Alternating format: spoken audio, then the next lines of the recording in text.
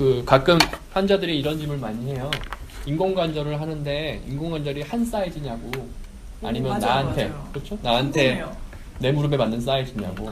요새 왜냐면 맞춤이라는 맞아요, 얘기를 되게 맞아요. 많이 하니까 3D로 사람마다 맞춰서 이렇게 수술을 한다고 사람들이 알고 있더라고요. 그렇죠. 예, 그게 좀 정확하게 아셔야 되는데 인공관절은 이제 사이즈가 있습니다. 그래서 그게 우리 옷도 뭐 스몰, 미디움, 라지, 엑스라지가 있듯이 인공관절이 사이즈가 있어서 이제 자기 무릎을 재서 각자에 맞는 사이즈에 맞는 인공관절을 넣는 거거든요. 사이즈를 참 잘 맞게 할 수 있고 수술한 뒤에 엑스레이 찍어보면 너무 이뻐요. 진짜 엑스레이가 이뻐요. 그렇죠? 그래서 그런 내용도 사실 논문에 제가 많이 추가 내용을 했습니다. 그래서 여러 가지 그런 것들을 해결할 수 있었다. 그 다음에 이사장님 하나 이것도 여쭤보고 싶어요. 인공관절 많이 하셨으니까 환자분들이 진짜 사실 인공관절 꼭 필요한 상황인데 너무 퇴행성 관절염이 심해서 정말 통증도 못 이겨내고 너무너무 하루하루가 힘듦에도 불구하고 주변 사람한테 물어봤더니 하지 말아라. 응? 너 그 꺾기가 너무 재활이 힘들다. 힘들다고. 재활이 맞아요. 힘들다. 무릎을 꺾는다는 표현을 전 되게 싫어하는데 저희 병원 오시면 저는 꺾기라는 말 못 쓰게 구부리기라고 꼭 말씀하시라고 하는데 이제 그거 어떻게 설명해 주실 수 있으시겠어요? 첫째 아무래도 수술하면 아프죠. 어쩔 수 없는데 그게 이제 진통 관리를 얼마나 잘하느냐에 따랐어요. 근데 그 의사들의 하나 문제가 좀 더 환자들의 그 통증을 좀 못 느끼는 사람들이 있어요, 의사들이. 그래서 되도록이면 그 진통제를 안 쓰라는 의사들이 많아요. 근데 나는 미국에서 30몇 년을 진통제는 필요할 때, 더 필요할 때 절대 환자들은 맞습니다. 아프면 안 된다고 그게 나의 원칙이었어요. 나중에 이제 한 80년도 초부터는 이제 PCA라는 게 생겼어요. 그리고 PCA도 그렇고 그다음에 뭐 여기 아주 블락도 해보고 뭐 여러 가지 해봐가지고 나는 환자들은 아프지 않아야 돼요. 근데 안 아플 수는 없는데 어느 정도 재활을 할 수 있고 어느 정도 걸어갈 수 있을 정도는 하게 해야 돼요. 그거를 내가 굉장히 중요하기 때문에 한국세우리 서울대병원에서는 그거 걱정 안 하셔도 돼요. 그리고 천천히 해도 돼요. 구부리기요? 구부리기를 꺾기 말고요. 구부리기. 되도록이면 좀 아파도 해야죠. 그러나 막 그냥 뭐 눈물이 날 정도로 막 깍깍 소리 지를 정도로는 안 해도 돼요. 네. 그러다 보면 시간이 되면 3개월, 6개월, 어떤 사람 1년 그렇게 하면 돼요. 근데 이런 건 있어요. 환자가 그 오랫동안 그 퇴행성 관절염이 있어가지고 무릎이 좀 굳은 사람이 있어요. 그러니까 이제 우리나라 사람들이 이렇게 보통 굉장히 그 유연한데 좀 굳어서 오는 사람들은 좀 구부리는 게 힘들어요. 노력을 더 하셔야죠.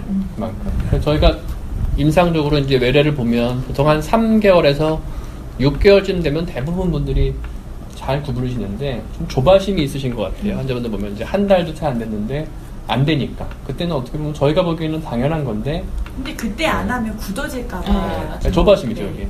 나중에 좀 꾸준히 하시면 좋아지는 건데 지금 안 되는 게 너무 그냥 심적으로 부담을 느끼시는 것 같아요. 그러지 않으시면 꾸준히만 하시면 사실 구부리는 문제는 문제 없다고 생각합니다. 그리고 입원 중에 보면 이런 분들이 많아요.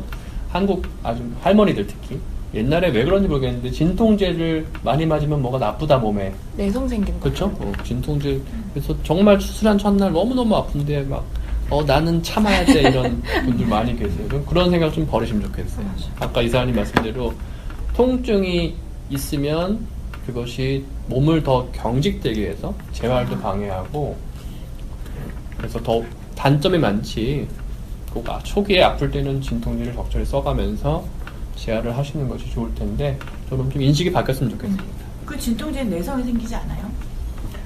그 써봐야 잠깐이니까요. 그렇죠? 수술하고 나서 장기적으로 쓰는 게 아니니까.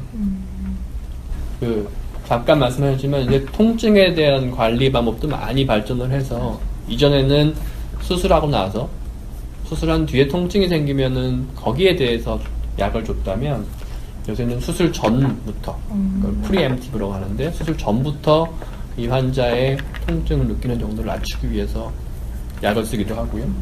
또 뭐 항불안제를 쓰기도 하고 또 수술 중에 이제 그 약간의 마취제 같은 거를 무릎 주변에 주사하는 방법들이 생겨서 그거를 통해서 추술 통증도 많이 줄었고, 이사님 저번에 한번 말씀해 주신 적 있었는데 한국 분들 특히 할머니들 좀 많이 약하게 느끼시잖아요. 수술한 뒤에 재활할 때 보면. 네, 그런 말씀 하신 적 있었는데. 그게요, 우리나라 사람들이요, 좀 못 먹고 좀 힘들어서 그래요. 우리 이제 그 텔레비전 보면 60대, 70대 우리 할머니들 옛날 얘기 많이 하시잖아요. 우리나라 얼마나 가난했어요. 그러니까 참 그 말씀 많이 하시는데, 그러다 보니까 우리나라 할머니들이 많이 약하세요.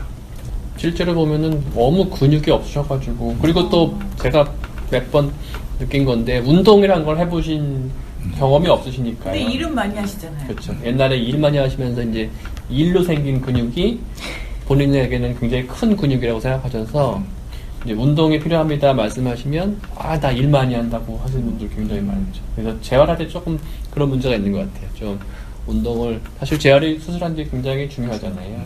그런 재활에 대한 개념도 조금 더 생겨야 될 것 같습니다. 그러면 근데 그 상식적으로 일하는 거가 운동이 된다. 그거는 좀 아니에요, 사실은. 네, 그렇죠. 그래서 운동하는 거하고 일하는 거하고 쓰는 근육이 달라요. 다르죠. 그래서 그거를 특별히 아시고 운동하는 거 하셔야 돼요. 그게 소위 재활인데 그건 하셔야 돼요. 근데 그 제일 많이 잘 아는 사람, 연구하고 훈련 받은 사람이 누구예요? 의사하고 물리치료사잖아요. 그렇죠. 그러니까 그 말씀 들으셔야 돼요.